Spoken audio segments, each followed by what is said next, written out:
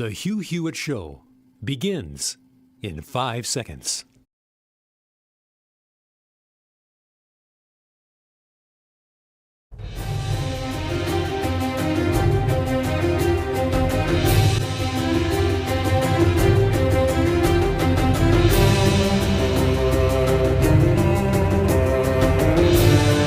Morning glory, America, bonjour, hi, Canada, greetings everyone. I am in Tampa Bay, Florida. Hugh Hewitt here, so glad to have you with me, and into the best and the worst of times. Such a great barrage of news that I've got to get through. So much audio that actually Generalissimo did this, because I was doing an event last night with Dennis Prager and Mike Gallagher, Phil Boyce, for the AM 860 Tampa and the Sarasota audiences. And we had hundreds of people out, and two forlorn demonstrators for whatever reason. But the hundreds of people, like a mini Trump rally, right? It's only a few hundred, it's not thousands. But they pay good money to come hear us talk about the situation that we're in. And beforehand, at a reception for a portion of the audience that wanted a chance to chat us up and take a picture, I heard from people almost unanimous support for everything Donald Trump. And that's not me. I'm like a 75%er, right? Mike Gallagher is the 100%er, and Prager and I are about 75%, and the Never Trumpers are at 0%. But last night's audience was 100% Donald Trump. But I love talking to people. And one guy, Bruce, if you're out there running, tells me 6:06 in the morning, puts his earphones on, he's out on the streets of Tampa running, back up to 10 miles. I met a 99-and-a-half-year-old man last night who is they're going to have the 100th birthday party at Mar-a-Lago. And his wife was telling me the sad thing is some of their friends won't go because it's Mar-a-Lago. And I just thought about that all night. Now, that's the best of things, to meet with your listeners and talk with them and have an event. I love working with Dennis and Mike and Phil. So it was a good event. The worst thing is you get kind of keyed up. You go back to the hotel at 10:30, 11 o'clock. You cannot sleep. You just can't. And I'm thinking can't miss my alarm. I got my cell phone, check it 5 times. Because, if you're in a strange city, the routine's off. So I got this, like, the worst sleep and the weirdest dreams, and just kind of also waking up and thinking about how deep is the division in our country. And it really is deep. It is significant. It is a pretty big gash. And then I come in and look at what Dwayne has dug up from The View. Now, Gallagher told me last night, it's amazing, Mike had done some show prep. He usually just comes in and sings. But he'd done some show prep fun up. Don Trump Jr., who will be, I think, my guest a little bit later in the show, I talked to earlier this week, Kim Guilfoyle, go on The View. And it's just a total train wreck. So there's a lot of stuff going on. Michael Bloomberg is running for president, as I told you. There are 3 choices before the Democrats. You can go Elizabeth Warren, Pete Buttigieg, or Michael Bloomberg. Everyone else is irrelevant. My big bet on Kamala Harris, the House keeps the money. No vig. It's all the House money, because Kamala Harris is crashed and burned. So they got the 3 people, and by the way, I believe that only Buttigieg is viable unless the other 2 start going into the places where they have to answer tough questions from. And Buttigieg has come on this show before, and I hope he's back. The mayor's very, very good, eloquent. But Bloomberg has taken a look at Joe Biden's numbers, done extensive polling. This man's worth between $50 and $100 billion, right? And nobody really quite knows how much Michael Bloomberg's worth. And he's gonna play to win. And unlike Tom Steyer, he has a record, and he is known to the Democratic base, and he is believed to be a moderate because he ran as a Republican to succeed Rudy Giuliani. When he was a Democrat, he switched to Republican. He is a center-left man, a traditional classical liberal, capital L, not a leftist, a liberal. And so it will be an interesting debate going on with Mayor Pete between Warren and Bloomberg.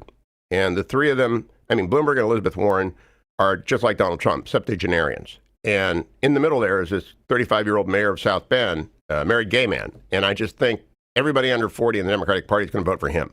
Not everybody. There are a few Elizabeth Warren people. No one under 40 is going to vote for Mike Bloomberg. Bloomberg is going to bank on the aging union voter who wants not to destroy their union health plan like Elizabeth Warren. So it's fascinating what's going on over there. Meanwhile, we have international issues going on. In the United Kingdom, the Labour Party's fallen apart. They're rebelling against Jeremy Corbyn. Boris Johnson turns out to be a terrific reporter. And there is also a story at Fox News that Ambassador Yovanovitch may not have told the complete truth in her deposition. I read all of Ambassador Taylor's deposition yesterday, flying down from D.C. to Tampa Bay. And I must tell you, it is underwhelming to me. It is just underwhelming. He calls it an irregular channel. It's actually called a back channel. And the idea that there are back channels in diplomacy that the regular channel doesn't know about, well, that has been going on as long as I know in American history. All right, the name Harry Hopkins, any of you hear about it? I'm not comparing Rudy Giuliani to Harry Hopkins. I'm just saying back channels have existed since Harry Hopkins went to see Winston Churchill, and probably before. I just don't know them. I just remember Harry Hopkins. And President Nixon went around the State Department every day. And Ronald Reagan went around the State Department, sometimes to his great regret, is with Iran-Contra. I mean, there are back channels everywhere in American diplomatic history. There are back channels working on the JCPOA. So I could talk about that all day, but I got to go to this view because it embodies so much about what's wrong with America. Don Trump Jr. is a terrific spokesperson for his father. And his book, Triggered, is out there. And he goes on The View, and instead of having a conversation about what is some very controversial stuff that he says, it becomes just a food fight. Let me start a little bit with Don Trump Jr. getting a little bit of a chance to talk. Cut number 8.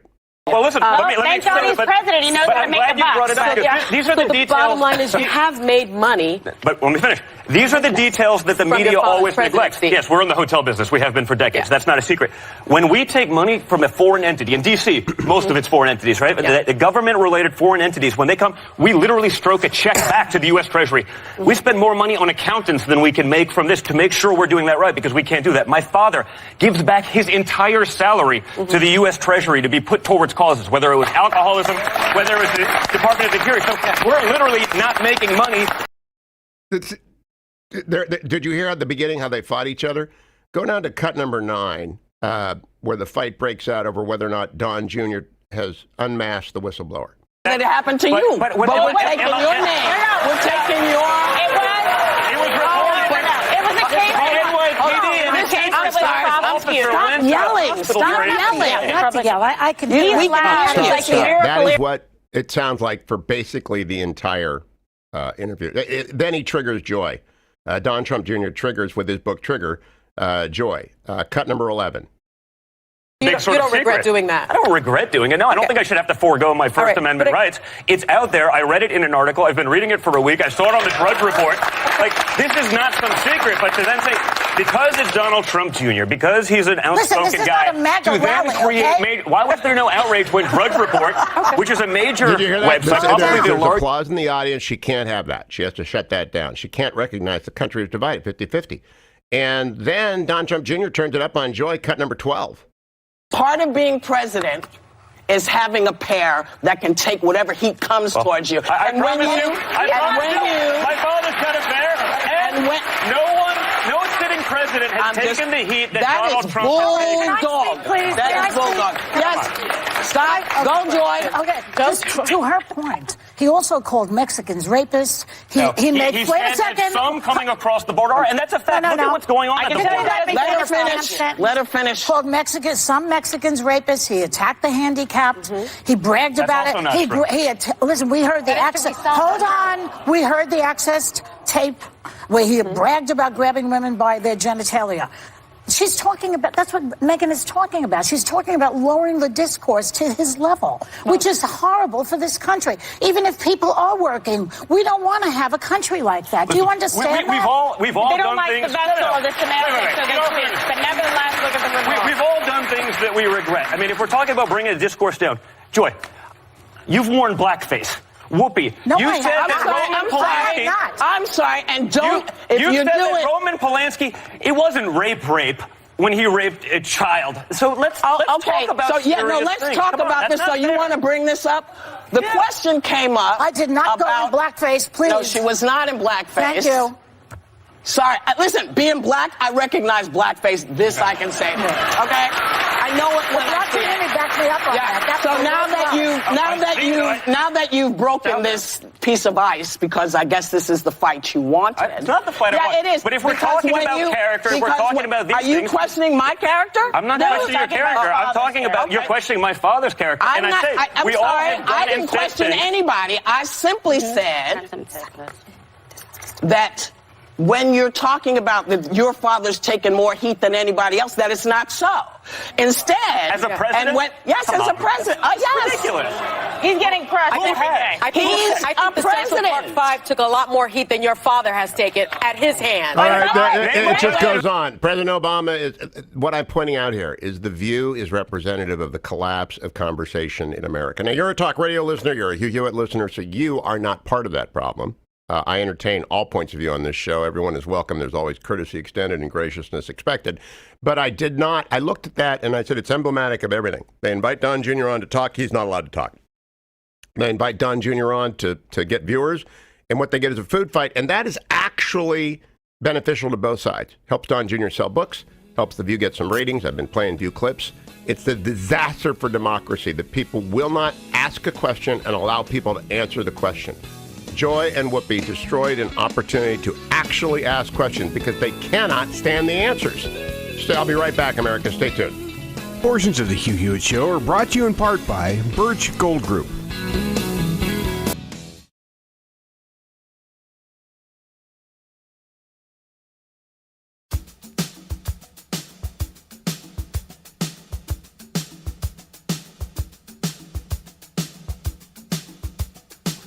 The Hugh Hewitt.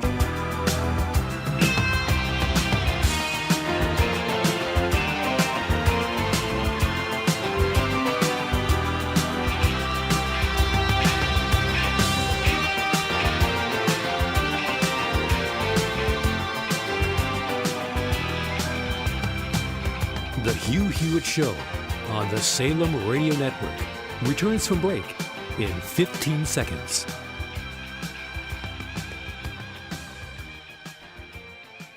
The Hugh Hewitt Show returns from break in 5 seconds.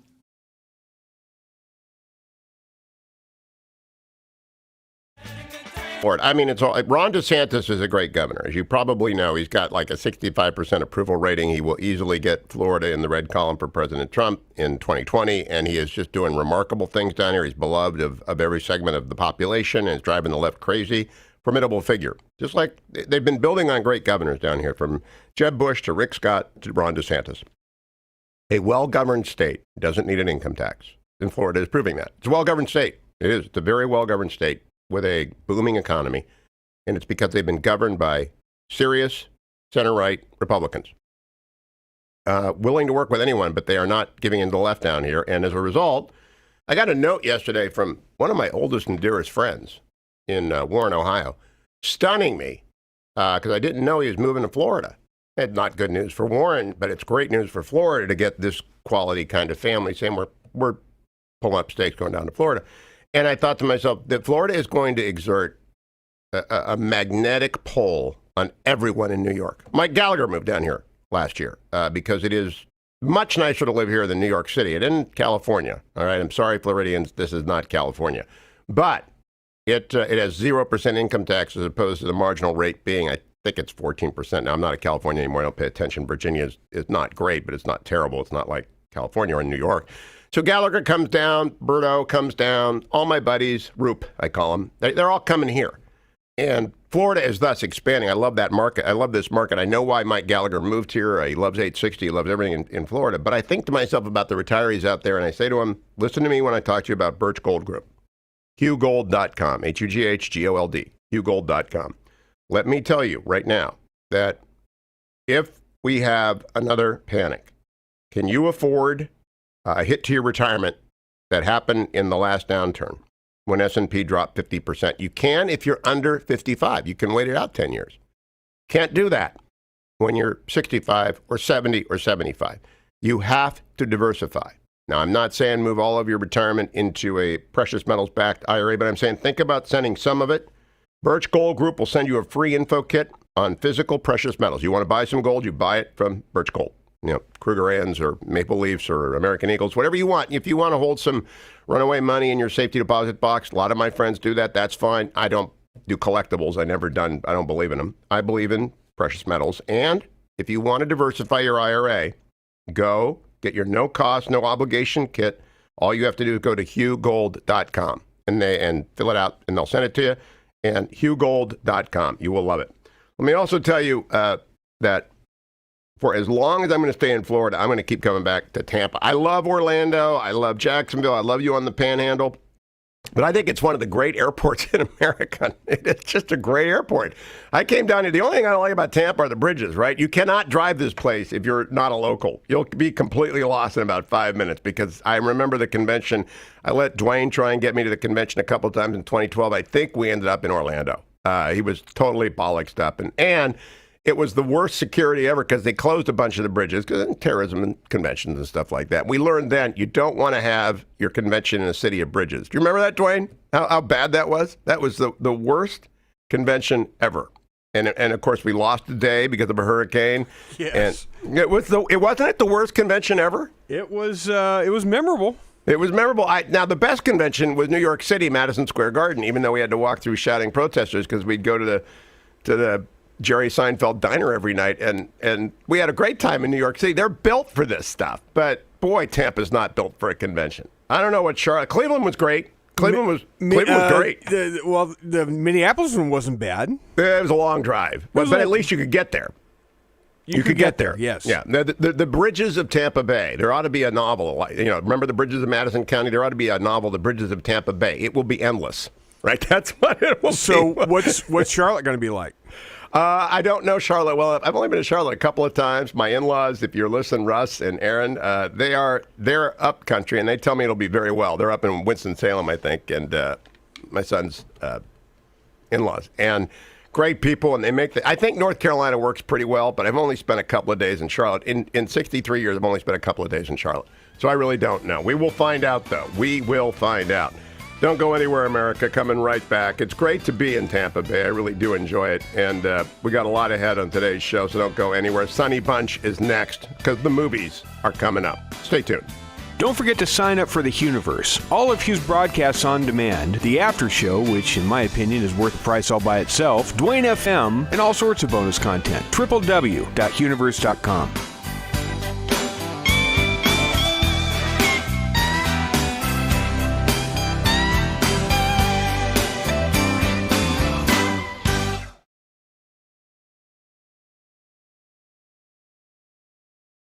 Returns from break in 5 seconds.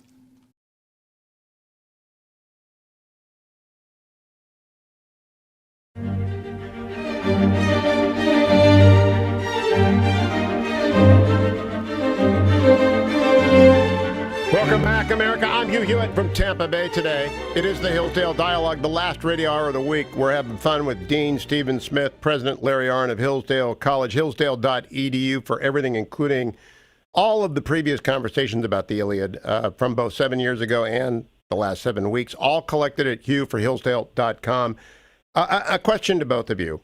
Our politics today would be a lot easier to understand if we still believed in a multiplicity of gods acting independent of Zeus to sow confusion and disorder, rage, and a lack of graciousness and civility and just dirty tricks. If we had that pantheon, Stephen Smith, it would make a lot more sense to us.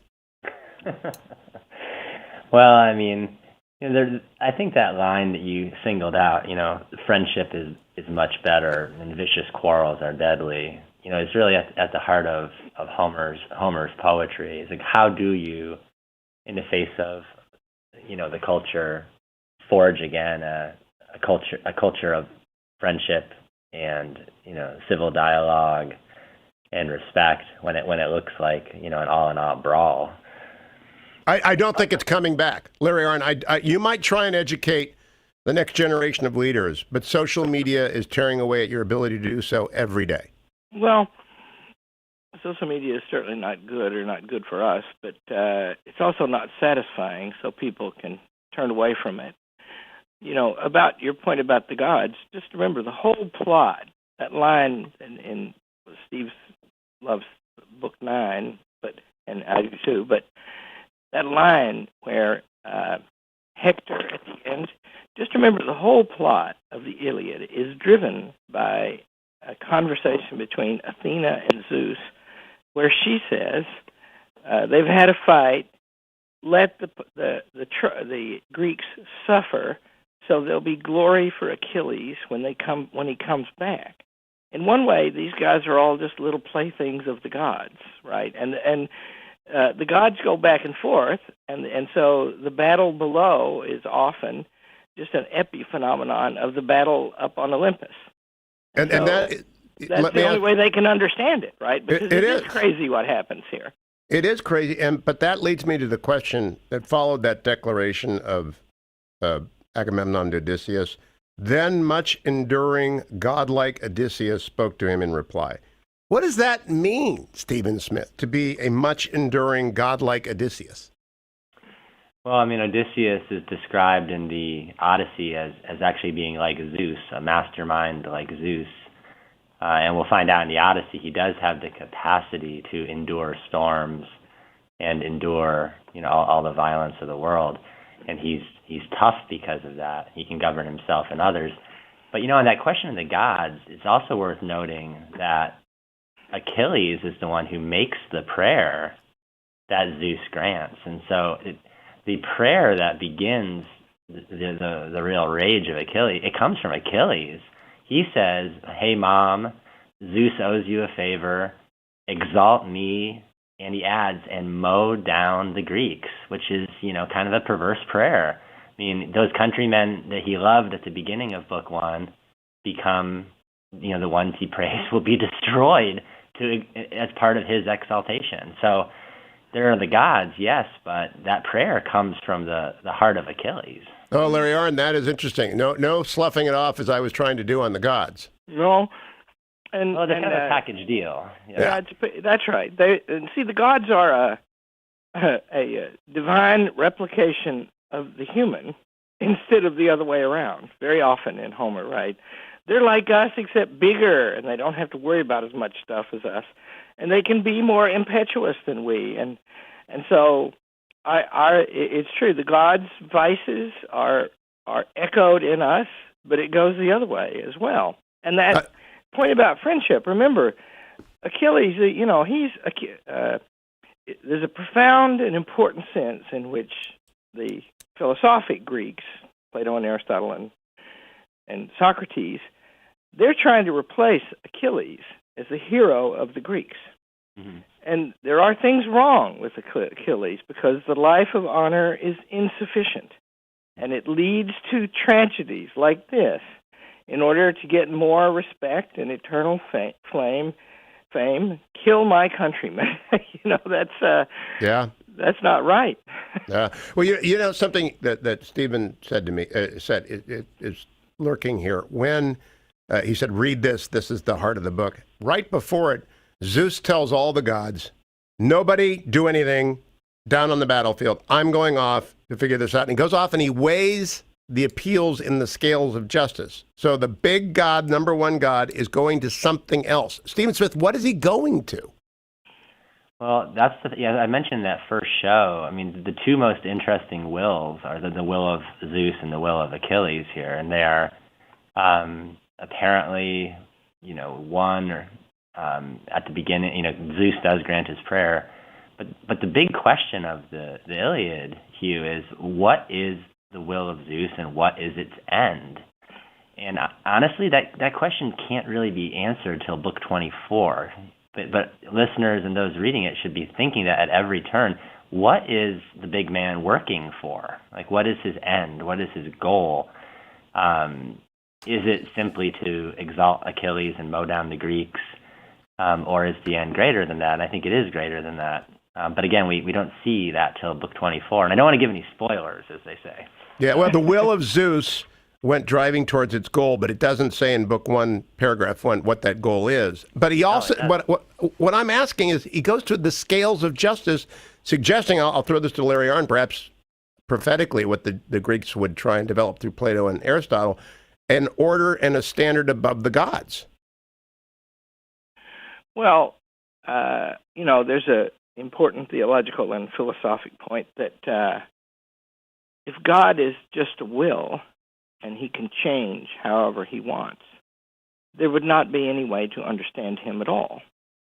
If God can say both X and not X are true, if he can say squares and triangles and circles are all the same thing, then there's no way for him to be intelligible.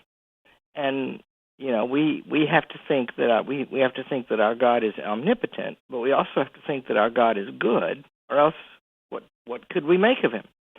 Well, these gods, they're and the character explanations of the gods are parallel to the character explanations of the Greeks and the Trojans, right?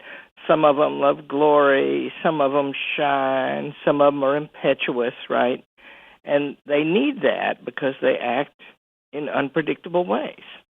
Well, what is one to make, Stephen Smith, about the godlike nature of Odysseus? Is it that he is capable of all of those features, or that there is one feature predominant among them that a statesman would want? If you want to be like Odysseus, what does that mean? Well, I think in his case, he has a knowledge of nature and of human character, especially its varieties. But the word that comes to mind is wisdom. He's a mastermind like Zeus. He's wise like Zeus. And so that wisdom would involve a knowledge of the ends, but also a practical wisdom of which means to employ to bring about the best outcomes. And I think that's why in the poem, he tends to be the one who solves the problems, who moves things along, who actually governs, even though he is, I suppose, he's not the number one. Qualities of statesmanship of the sort you're looking for in the new graduate programs, Larry Arnn, inside the Beltway at the Kirby Center at Hillsdale in D.C. Would you teach Odysseus as a model, and where might you find a close replica of him in recent times? Well, in Book 6 of the Ethics, Aristotle says that if you want the virtue of practical wisdom, you can study people who have the reputation for it, and those are mostly statesmen, he says. So these literary statesmen, they have an advantage, right? They, like Winston Churchill is the greatest statesman I know, but I won't claim he's better than Lincoln, but he's awesome. On the other hand, Churchill was imperfect, and he lived a limited human life, and he didn't get displayed in every possible scenario. Well, the statesman in Shakespeare and the statesman in Homer, the poet can craft the world in which they live to show anything they want. And as long as the world they craft makes sense in comparison to the world we know and exhibits that reality, then that's very powerful, right? That's the way to learn. And so I agree with Steve Smith. I think he might even be crazy enough to think you wouldn't even need to read history, although I doubt that, really. But you certainly have to read literature because it's such a gift. And if you think, the novel is a modern thing, and that's partly because paper, right, takes so much paper to make one. Yep. But the Odyssey and the Iliad, right, those are the great long treasures of literature from the ancient world. Am I right about that, Steve? Certainly. I think, with Odysseus, especially when you look ahead to the Odyssey, Homer is very, very clear when he tells the full story of Odysseus that Odysseus is an intensely human figure, and so he's not a perfect statesman, maybe in a kind of ideal or imaginary way. He is a soul that has a capacity to learn. He has tremendously strong desires. In fact, they're as strong as Achilles. But that difference seems to be the capacity to learn and to grow. And so that's important to say, is that he is a captivating figure, but as the Odyssey will detail, he has all kinds of ordinary, intense human struggles that he has to overcome. Yeah, so I agree with that. And my point I'm making is, it's a fact about Winston Churchill that what he wanted to do with his life was demonstrate how to keep a modern, prosperous republic stable under constitutional forms. And that's his lifelong task, right? And every great statesman is more concerned with things like that than he is with war. It was Churchill's fate to be a hero in war, and he tried to avoid it, right? Well, the point is that means that you don't get to see Churchill's life as he would have chosen it to be set up. And he was a fallen man, not perfect, right? Just like Odysseus. But the point is, Homer can show what he wants of Odysseus in the Iliad, and then he can write the Odyssey and show more. Oh, interesting. It's an unfair advantage over history. When we come back, Dean Stephen Smith, pick your favorite part of Chapter 9 that we have to hear, and then I want to talk about the effect of the book on your students and perhaps our listeners. Don't go anywhere, America. We'll be right back with the last segment of this week's Hillsdale Dialogue. Right now, however, I want to remind you, ReliefFactor.com, great sponsor of the program. 3 times a day, as you set out on your journey, I remind you to take it if it's in your cabinet, right there. I also remind Dr. Arnn, go take his ReliefFactor.com. I forgot mine inside the Beltway yesterday when I journeyed down to Tampa. And traveling gets harder as you get older, and you should not forget your ReliefFactor.com. But I'll get back today, and I'll take it. Resveratrol, Icarian, curcumin, and Omega. You all know Resveratrol and Omega. You should know Icarian and curcumin. They are the 4 natural supplements that combine in the right amount. And I'm just talking here. You don't know the science. I don't know the science. You're guessing when you go to GNC. You're guessing when you go to Rite Aid or wherever you buy your supplement. Don't guess. Let ReliefFactor.com get the best science, get the best manufacturers, put it together in the easiest to open, best designed packet, and I don't think anyone can deny that, and then send it to your home on a regular basis so that you have an adequate supply if you're doing what you should be doing, taking it every day. ReliefFactor.com, $19.95 gets you started. Don't go anywhere. Coming right back with Larry Arnn and Stephen Smith from Hillsdale in Michigan on The Hugh Hewitt Show.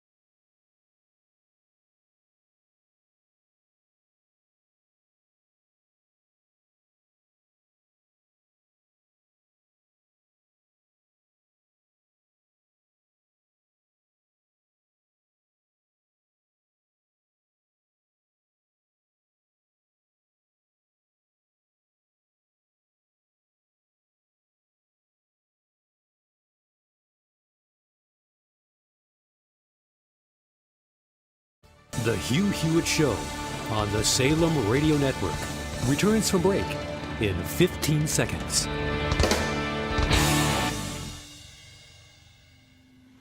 The Hugh Hewitt Show returns from break in 5 seconds.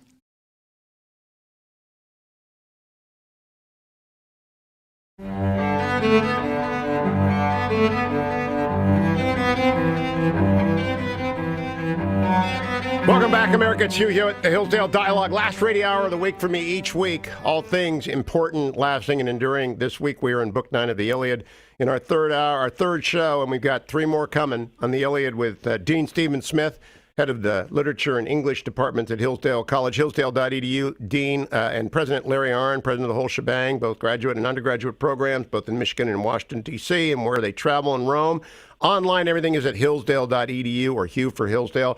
Stephen Smith, what should we not leave Chapter 9 without hearing read? Well, very simply, we've mentioned Odysseus succeeding, but those who have read Book 9 or are reading it out there will realize it looks like an apparent failure because after Odysseus speaks, I mean, Achilles, with a ringing speech that goes on for pages, more or less tells him and Agamemnon and the Greeks where to go. You know, he says, you know, look, my advice to you all is keep the trophies, keep the treasures, and sail home tomorrow. So it looks like failure, but the rest of the embassy, in fact, brings Achilles around. The first thing he says is, I'm leaving tomorrow at dawn. The second thing he says is, I'm going to decide tomorrow at dawn if I'm leaving. And then the third thing he says is, I won't stir until the Trojans get to my ships, and then I'm going to re-enter the war. Oh. So he does come around, but for listeners, the great speech of Achilles is famous. He says to Odysseus, I hate like the gates of death, the man who says one thing but hides another in his heart. He says, what lasting thanks in the long run is there for war? The same honor awaits the warrior, the courageous warrior, and the coward. They both go down to death. What's laid up for me? Nothing, nothing, nothing. This whole war was an insane voyage. Regarding Agamemnon's gifts, you can tell him I loathe his gifts and I wouldn't give you a splinter for the man. And then he kind of wraps up by saying, no wealth is worth my life. A man's breath cannot come back again. No raiders in force, no trading brings it back once it slips through a man's clenched teeth. I don't want to die here. And again, sail home now. So that's his immediate reaction, but that's not the end of the scene. And he will be brought around. But that's an amazing speech from Achilles. And it bespeaks something about him as well, which is he's the kind of soul who, while he loves honor as intensely as anyone, he can call into question the war itself. He asks uncomfortable questions about justice and injustice. And at least after that speech, he's going to just sit there and say, I'm not moving. But again, he will start to move. Did Lincoln read Homer, Larry Arnn? I don't know the answer to that. Do you, Steve? No, I don't. I know he read Shakespeare, but I don't know about Homer. Shakespeare was his deal. You know, that in that Achilles speech, there's a microcosm of the whole tragedy of the poem, because a great man needs a great death and doesn't fear it, except for this. He also loses the most when he loses his life. And Achilles is half a god, and he's descended from a goddess. He's trying to become godlike, and really, and that adjective godlike is thrown around in the Iliad all over the place. But Achilles is the one who's actually trying to do that. And how do I do it? And when do I move? Because once I give my life, that's it. I can't do it again. And that's the human condition. Huh. Last word to you, Stephen Smith. What's the impact on students when they study this? Really, really dive into it. Well, I think when you begin teaching the Iliad, especially to first-time readers, as we mentioned in the first episode, they can find the quarrel, juvenile and off-putting. They can easily get frustrated with the main characters. But as it wears on, as you mentioned, Larry, it looks like the fundamental human struggle about life, death, greatness, and glory. And it becomes captivating, powerful, and unforgettable. When I get to the end of Homer, like in a great books class, and I say, well, this is our sort of last day with Homer, farewell to Homer, it's funny to compare that day with the first day. The first day is, this is stupid stuff, why are we reading this, that kind of thing. the last day, a sigh will go through the room. Like, no more Homer. Wait, slow it down. Don't let him go yet. So it is what everyone has said it is, an unforgettable reading experience, an unforgettable educational experience. And really that whole quarrel at the beginning of the Iliad, who's the best man, the greatest man, that's the question of the whole poem. Like, what is the best way to live your human life? What is the greatest human life? And students really respond to that as the poem unfolds. Dean Stephen Smith, President Larry Arnn, both of Hillsdale College, great hour. We will continue the conversation next week. We have 3 more hours on the Iliad, and they will follow in rapid succession. You don't have to wait with long patience for Chapter 24, Book 24, wherein Stephen Smith will tell you what it all means. Don't go anywhere, America. Stay on this station. We will be back next week with the next Hillsdale Dialogue. I'll be back on Monday, friends, with the Veterans Day edition of the Hugh Hewitt Shows. Thank you for listening.